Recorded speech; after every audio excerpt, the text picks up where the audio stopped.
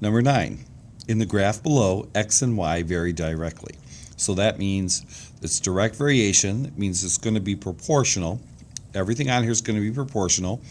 We can tell that when we look at a graph because it's going to go through the origin, which is 0, 0, and it's going to be a straight line.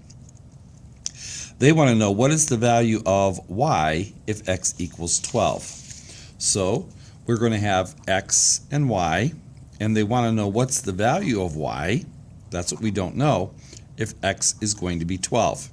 So what we have to do is we can come up with another pair from this right here.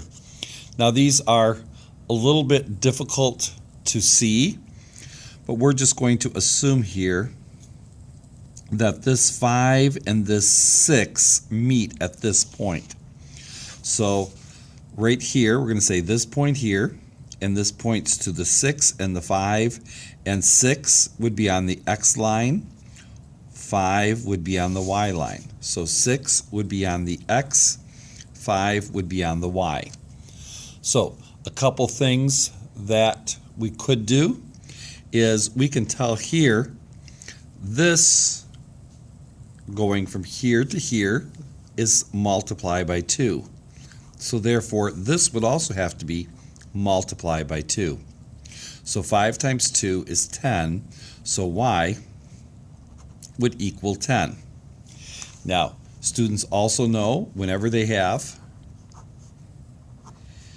a proportion, they can cross multiply.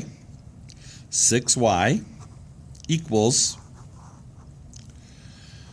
12 times 5, and then of course here we can actually do the 12 times 5, that's something we know, that's 60.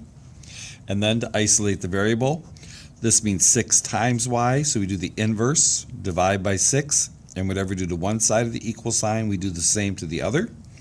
So 6 over 6 is 1, 1 times y gives us y, and 60 divided by 6 is 10. So y would be 10.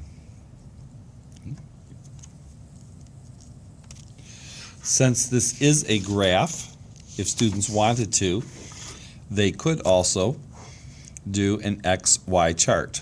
If they did that, they know that X is 6, Y is 5, and then they're told us that X was going to be 12 and what's Y going to be. So the chart will work the same way the proportion does.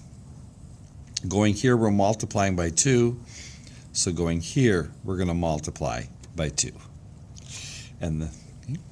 So the answer, y equals 10.